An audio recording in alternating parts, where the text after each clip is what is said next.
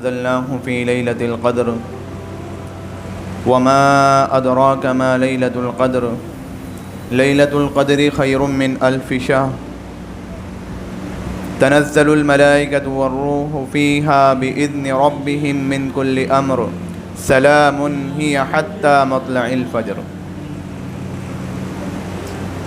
برادران محترم اور برادران عزیز، اللہ تبارک و تعالیٰ کا شکر ادا کرنا چاہیے کہ اللہ تبارک و تعالیٰ نے یہ رمضان المبارک کا مبارک مہینہ، مقدس مہینہ، بابرکت مہینہ ہمیں عطا فرمایا، اور یہ رمضان کا آخری عشرہ چل رہا ہے۔ رمضان کے 3 عشرے اللہ تبارک و تعالیٰ نے رمضان کو 3 عشروں پر تقسیم کیا۔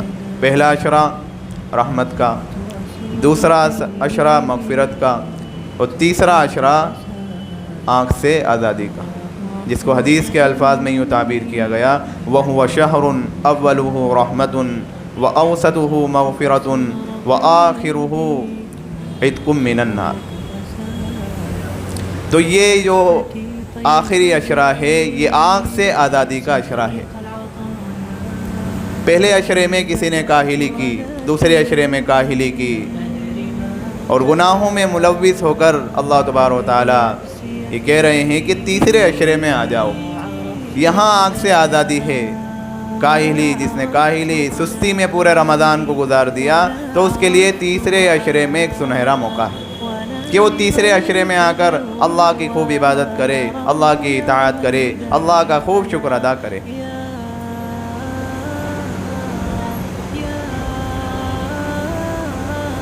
اللہ تبارک و تعالیٰ نے اس مہینے میں روزے کی توفیق دی، تراویح پڑھنے کی توفیق دی، یہ اللہ تبارک و تعالیٰ کا بے انتہا کرم ہے۔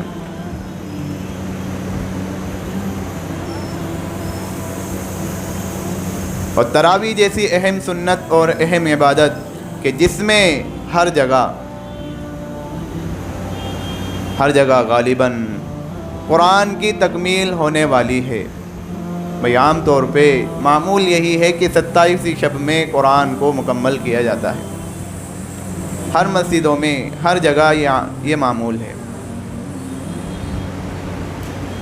تو قرآن کی تکمیل بھی ہونے والی ہے، کیونکہ آج 25 رمضان 26ویں شب ہوگی، کل 26 رمضان 27ویں شب ہوگی، یعنی کل کا جو دن ہوگا 27ویں رمضان 27ویں شب، جس میں ہر جگہ قرآن کی تکمیل ہوگی۔ تو میرے بھائیوں، یہ عظیم مہینہ، بابرکت مہینہ اور اخیر عشرہ اور پھر قرآن کی تکمیل اللہ تبارک و تعالیٰ کی بے انتہا نعمت ہے کہ کسی انسان کے بس میں اللہ کی ان نعمتوں کا شکر ادا کرنا نہیں۔ کوئی یہ چاہے کہ میں اللہ کی نعمتوں کا شکر ادا کر دوں تو وہ نہیں کر سکتا، کوئی یہ چاہے کہ میں اللہ کی نعمتوں کو شمار کرنا چاہوں تو نہیں کر سکتا۔ وَإِن تَعُدُّوا نِعْمَةَ اللَّهِ لَا تُحْصُوهَا، کوئی یہ چاہے کہ میں اللہ کی نعمتوں کو شمار کرنا چاہوں تو وہ نعمتوں کو شمار نہیں کر سکتا، نہ ہی نعمتوں کا پوری طور پر حقیقی طور پر شکر ادا کر سکتا ہے۔ اور میرے بھائیوں، یہ رمضان کا آخری جمعہ ہے۔ اب یہ رمضان کا آخری جمعہ، اس کے بعد کوئی جمعہ آنے والا نہیں، لیکن عام طور سے لوگوں میں اس جمعے کے بارے میں بہت ساری باتیں، بہت ساری غلط فہمیاں مشہور ہیں۔ لوگ سمجھتے ہیں کہ فضیلت کے اعتبار سے، اہمیت کے اعتبار سے اس جمعے کو کوئی خاص مقام حاصل ہے، کوئی خاص اہمیت حاصل ہے کہ قرآن و حدیث میں کوئی اس کے بارے میں فضیلت بیان کی گئی ہوگی، لیکن میرے بھائیوں اس کے بارے میں کوئی فضیلت بیان نہیں کی گئی۔ لوگوں نے جو اس کا نام جمعۃ الوداع کا رکھ دیا ہے اور اپنے اعتبار سے فضیلتیں اور اہمیتیں بیان کرتے ہیں کہ اس میں ایسی اہمیتیں ہیں۔ میرے بھائیوں، رسول اللہ صلی اللہ علیہ وسلم نے تو جمعۃ الوداع کا لفظ ہی استعمال نہیں فرمایا اور نہ ہی کسی عبادت کو خاص کیا آپ صلی اللہ علیہ وسلم نے اس میں، اور نہ صحابہ کے آثار آپ دیکھیں گے کہ صحابہ نے آپ صلی اللہ علیہ وسلم نے کوئی عبادت متعین کر دی ہو کہ صحابہ نے اس پر عمل کر لیا، ایسا بھی نہیں ہوا۔ ہاں، یہ بات ضرور ہے کہ اس کی اہمیت دوسرے دنوں کے مقابلے میں اس لحاظ سے یقیناً زیادہ ہے کہ یہ رمضان میں آنے والا جمعہ ہے، اور اب اس کے بعد رمضان میں کوئی جمعہ نہیں آئے گا۔ ویسے تو ہر جمعہ برکتوں والا ہے، رمضان کا ہر جمعہ برکتوں والا ہے، لیکن اب آئندہ سال، آئندہ رمضان تک برکتوں والا جمعہ نصیب نہیں ہوگا۔ اس طرح سے اس کی اہمیت محسوس کر سکتے ہیں۔ اس لیے خوب اللہ تبارک و تعالیٰ کی عبادت کریں، اللہ تبارک و تعالیٰ کی اطاعت کریں، اللہ تبارک و تعالیٰ کا شکر ادا کریں۔ لیکن آپ سوچیں کہ اس کی کوئی خاص فضیلت اور خاص اہمیت ہے تو یہ نہیں کہ لوگوں میں بھئی بہت ساری باتیں بڑی تیزی سے چلائی جاتی ہے کہ رمضان کے آخر جمعے میں کوئی 4 رکعت نماز پڑھ لے تو اس کے سارے گناہ معاف ہو جائیں گے، اس کی ساری نمازیں معاف ہو جائیں گی۔ میرے بھائیوں، یہ من گھڑت باتیں ہیں، من گھڑت حدیثیں ہیں۔ رسول اللہ صلی اللہ علیہ وسلم نے اس طرح کی عبادت کو نہ متعین کیا ہے نہ مقرر کیا ہے، اور عورتوں میں خاص طور پر یہ باتیں اتنی عام ہیں کہ عورتیں اس پر کثرت سے عمل کرتی ہیں، اور انسان کی عادت ہے کوئی متعین وقت مل جائے، کوئی متعین وقت، کوئی مقرر وقت مل جائے جس میں ہم عبادت کر لیں، سارا کفارہ ادا ہو جائے۔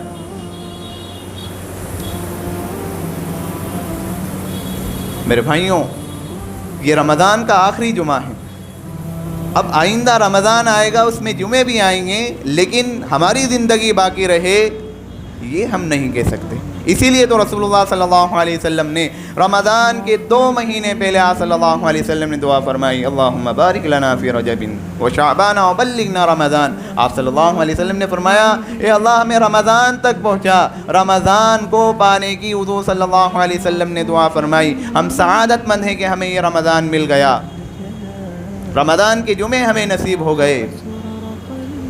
رمضان کا یہ آخری جمعہ ہے، اس لیے اس طرح سے کوئی اہمیت محسوس کرنا چاہے تو کر سکتا ہے، ورنہ حدیث میں اس کی کوئی ایسی فضیلت نہیں۔ اسی طرح میرے بھائیوں، اس لیے اس جمعے کے بارے میں افراط و تفریط کا شکار نہیں ہونا چاہیے۔ اور یہ رمضان کا آخری عشرہ ہے، رمضان کے آخری عشرے میں شب قدر کی تھی، شب قدر لیلۃ القدر کی تلاش میں لگنا چاہیے۔ حضرت عائشہ صدیقہ رضی اللہ عنہا سے مروی، حضور صلی اللہ علیہ وسلم نے فرمایا، تحروا لیلۃ القدر فی الوتر من العشر الاواخر من رمضان، کہ رمضان کے آخری عشروں کی تاک راتوں میں تم لیلۃ القدر کو تلاش کرو۔ میرے بھائیوں، اعتکاف کا مقصد ہی یہ ہوتا ہے، اعتکاف کا مقصد تلاش لیلۃ القدر ہے، لیلۃ القدر کو تلاش کرنا ہے۔ اس لیے تو اس اعتکاف کو سنت قرار دیا۔ حضور صلی اللہ علیہ وسلم پورے رمضان کا اعتکاف فرمایا کرتے تھے، لیکن آخر عمر میں وصال سے پہلے، وصال تک آپ صلی اللہ علیہ وسلم نے آخر عشرے کا اعتکاف فرمایا۔ اس سے زیادہ غالب گمان یہ ہے کہ آخر عشرے میں لیلۃ القدر ہے، اور وہ بھی تاک راتوں میں۔ اب جن لوگوں نے اعتکاف کیا ہے تو ان کا لیلۃ القدر کو پا لینا یہ بڑا آسان ہے۔ جو اعتکاف میں راتوں میں عبادت کرے، جو اپنی راتوں کو عبادت میں گزار دے،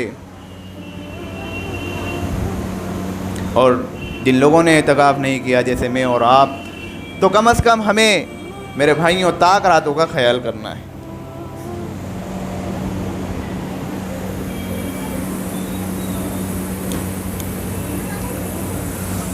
تو ہمیں کم از کم تاک راتوں کا خیال کرنا ہے۔ تاک راتوں میں سے 3 تاک راتیں نکل گئیں، 21، 23، 25، یہ 3 تاک راتیں نکل گئیں۔ اور میرے بھائیوں، یہ 25 جو یہ رات تھی، جو تاک رات تھی، اس میں مفتی ضرب علی صاحب ابن تیمیہ رحمۃ اللہ علیہ کا قول نقل کرتے ہیں کہ جب شب جمعہ اور تاک رات جمع ہو جائے تو لیلۃ القدر کا ہونا یقینی ہو جاتا ہے۔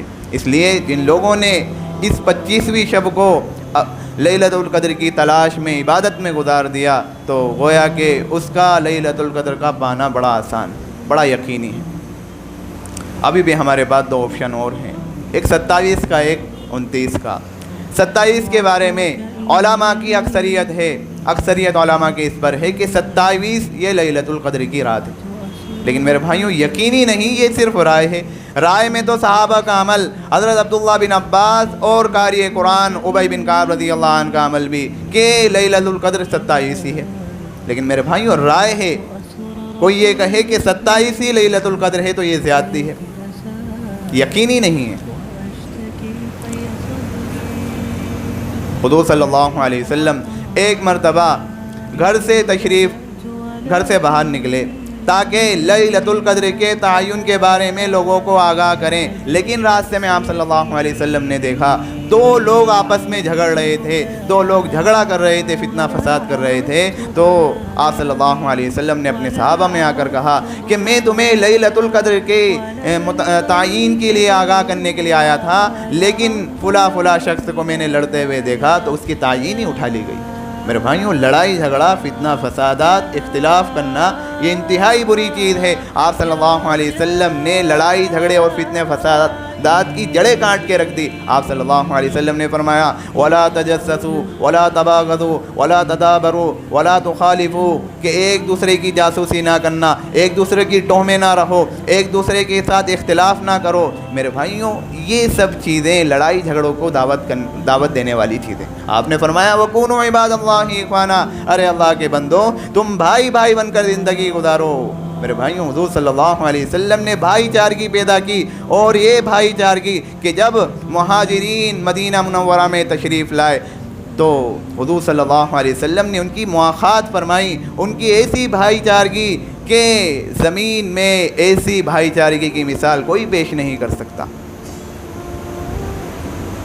میرے بھائیوں حضور صلی اللہ علیہ وسلم نے فرمایا تم دوسروں کے عیبوں کی تلاش میں نہ لگو، کسی کے عیب کو دیکھو تو اس کے عیب کو چھپا دو۔ آپ نے فرمایا من ستر مسلما سترہ اللہ یوم القیامہ، جو دوسروں کے عیبوں کی ستر پوشی کرے گا، جو دوسروں کے عیبوں کو چھپائے گا، اللہ قیامت کے دن اس کے عیبوں کو چھپائیں گے۔ لیکن ہم دوسروں کے عیبوں کو تلاش کرنے میں لگ جاتے ہیں، اس کی کمیاں نکالنے میں لگ جاتے ہیں، بس اس کے عیب پتہ چل جائیں، اس کی کمیاں پتہ چل جائیں، فوراً ہمارا پیٹ بڑا ہو جاتا ہے کہ دوسروں کو جا کر جب تک ہم نہ بتا دیں ہمیں سکون نہیں ملے۔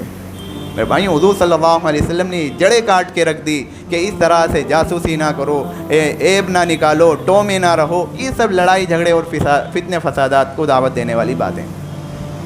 اور میرے بھائیوں لیلۃ القدر کے بارے میں ایک مزے کی بات کہ حضرت جبریل علیہ السلام فرشتوں کی جھرمٹ کے ساتھ اس رات میں اترتے ہیں، فرشتوں کی جھرمٹ کے ساتھ اس رات میں اترتے ہیں، اور جو بندے دعائیں مانگ رہے ہوتے ہیں، اللہ کی عبادت کر رہے ہوتے ہیں، اللہ کی اطاعت کر رہے ہوتے ہیں، تو فرشتے ان کی دعاؤں پر آمین کہہ رہے ہوتے ہیں۔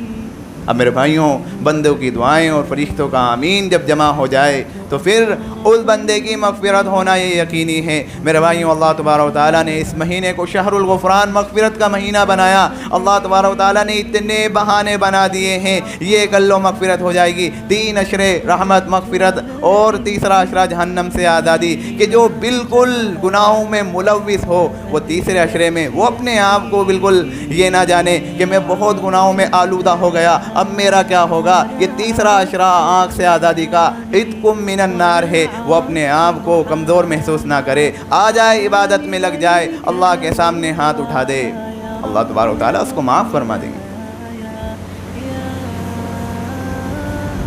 اسی طرح میرے بھائیوں اس لیے ان طاق راتوں میں سے اب جو راتیں بچی ہیں ان کا خیال کر لینا چاہیے۔ اسی طرح اب یہ رمضان کا اختتام ہے، رمضان اپنے اختتام کو پہنچ گیا۔ اللہ تبارک و تعالیٰ نے اس اختتام پر انعام کا وعدہ کیا ہے، انعام کا وعدہ فرمایا ہے کہ آؤ انعام لے لینا۔ اس لیے اس کی خوشی کے اظہار کے لیے عید الفطر کی شکل دی، خوشیاں منا لو۔ 1 مہینے کی بھوک پیاس، دن کا روزہ، رات کی تراویح، اور بشکل زکوٰۃ و صدقات، غربا مساکین کی ہمدردی اور غمخواری، ان مشقت کے بعد جو میرے بھائیوں رخصتی ملتی ہے، اور جس پر ایک طبعی اور ایک عقلی جو خوشی ہوتی ہے، انسان کسی کام کو پورا کرتا ہے تو بہت خوشی محسوس ہوتی ہے۔ آپ اس کا اندازہ اس حافظ قرآن سے جو تراویح میں قرآن کو سناتا ہے، جب قرآن مکمل ہوتا ہے، چاہے وہ 15 دن میں قرآن کو مکمل کر دے 10 دن میں، تو اس سے جا کر پوچھو کیا خوشی ہوتی ہوگی کہ قرآن کی تکمیل ہو رہی ہے۔ اسی طرح اللہ تبارک و تعالیٰ نے جب بندہ روزہ رکھ کر تراویح پڑھ کر یہ ساری خوشیاں جمع ہوتی ہے، تو ان خوشیوں کے شریعت کے دائرے میں رہتے ہوئے ان خوشی کا اظہار کا نام عید الفطر ہے۔ حضور صلی اللہ علیہ وسلم نے اس کے بارے میں مذہبی تہوار قرار دیتے ہوئے آپ نے فرمایا ان لکل قوم عیدا وھذا عیدنا۔ آپ نے فرمایا ہر قوم کے لیے ایک عید کا دن ہوتا ہے، یہ ہمارا عید کا دن ہے۔ عباس رضی اللہ عنہ فرماتے ہیں کہ یوم الفطر یوم الجوائز، عید الفطر کا دن انعام کا دن ہوتا ہے۔ میرے بھائیوں، اللہ تبارک و تعالیٰ دیکھتے ہیں سارے بندے جمع ہو گئے، سارے بندے عیدگاہ میں آ گئے، سارے بندے نماز کے لیے حاضر ہو گئے۔ اللہ دلوں کے بھیدوں کو جاننے والا ہے، انہ علیم بذات الصدور۔ پھر بھی اللہ تبارک و تعالیٰ فرشتوں سے پوچھتے ہیں، اے میرے فرشتوں، یہ جو بندے ہیں یہ کس لیے جمع ہوئے ہیں؟ یہ یہاں پر کیوں جمع ہو گئے ہیں؟ یہ کیا چاہتے ہیں؟ یہ یہاں پر آ کر کیا چاہ رہے ہیں؟ ذرا بتاؤ تو صحیح۔ فرشتے کہتے ہیں باری تعالیٰ، یہ وہ مزدور ہیں جنہوں نے پورے مہینے مزدوری کی، اب یہ اپنی مزدوری لینے کے لیے جمع ہوئے ہیں۔ اللہ تبارک و تعالیٰ فرماتے ہیں کہ تو ان سے قوموا مغفور لکم، کھڑے ہو جاؤ بخشے بخشائے ہوئے۔ سارے میرے بھائیوں بخشے بخشائے ہوئے گھر واپس آتے ہیں۔ اللہ تبارک و تعالیٰ نے جو رمضان میں اپنی مغفرت نہ کرا سکا تو وہ عید میں اپنی مغفرت کرا لے۔ اتنے بہانے جیسے اللہ تبارک و تعالیٰ کی ذات میرے بھائیوں مغفرت کرنے کے لیے تلی ہوئی ہے، پورے رمضان مغفرت کرنے کے لیے اللہ تبارک و تعالیٰ کی ذات تلی ہوئی ہے۔ اس لیے میرے بھائیوں، جب یہ یوم الجوائز یعنی انعام کا دن ہے تو کیوں نہ اس انعام کو لینے کے لیے نکلا جائے، اس انعام کو لینے کے لیے جایا جائے۔ اس لیے میرے بھائیوں سب عزم کریں، سب ارادہ کریں کہ عیدگاہ میں جا کر ہم نماز عید ادا کریں گے، عیدگاہ میں جا کر ہم نماز عید ادا کریں گے۔ میرے بھائیوں نکلنا یہ سنت موقدہ ہے، یہ سنت کیا ہے؟ یہ سنت اور احسن طریقہ ہے کہ عیدگاہ کے لیے نکلا جائے۔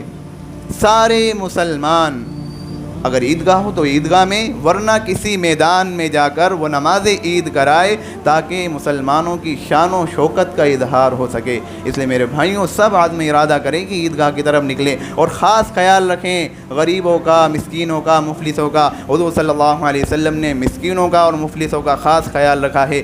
آپ صلی اللہ علیہ وسلم نے امت محمدیہ کو تاکید فرمائی ہے، یہ ہدایت دی ہے کہ تم عیدگاہ میں جانے سے پہلے صدقے فطر ادا کرو۔ عبداللہ بن عباس رضی اللہ عنہ فرماتے ہیں حضور صلی اللہ علیہ وسلم ہمیں صدقے فطر ادا کرنے کے لیے تاکید فرمایا کرتے تھے۔ اب میرے بھائیوں عیدگاہ سے پہلے اس کو نکالنا، رمضان کے کسی بھی دن ہم صدقے فطر نکال سکتے ہیں، یہ ضروری نہیں کہ عیدگاہ میں جاتے ہی ہم نکالتے ہوئے چلے جائیں، کسی بھی دن یہ تو عیدگاہ سے پہلے نکالنے کا حکم ہے۔ اسی لیے میرے بھائیوں عید الفطر کی نماز میں تاخیر کرنے کا حکم ہے کہ عید الفطر کی نماز تاخیر کر کے پڑھا جائے، تاکہ یہ بیچ میں جو وقفہ ہے اس میں غربا اور مساکین کے لیے ہم ان کو یہ صدقے فطر نکال دیں۔ اور عید الاضحیٰ میں جلدی نماز ادا کرنے کا حکم ہے تاکہ اپنی قربانی کی گوشت سے ابتدا کی جائے۔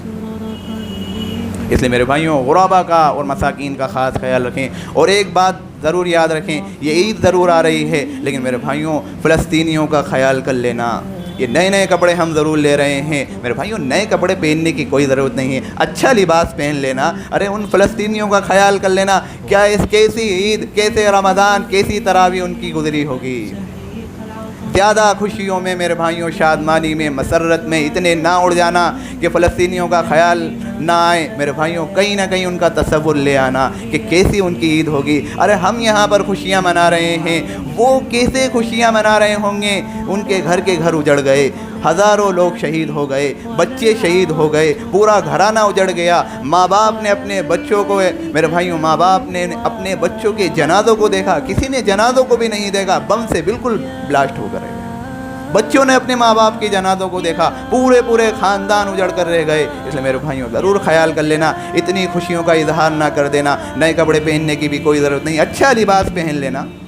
بھئی کپڑوں میں سے اچھا لباس پہن لینا کہ ہاں اللہ تبارک و تعالیٰ نے خوشی کا دن بنایا ہے تو ہم ہاں اتنی خوشی تو ہے کہ اچھا لباس پہن کر جا رہے ہیں. لیکن میرے بھائیوں اس لیے ان تمام چیزوں کا خیال رکھیں. اللہ تبارک و تعالیٰ عمل کی توفیق عطا فرمائے.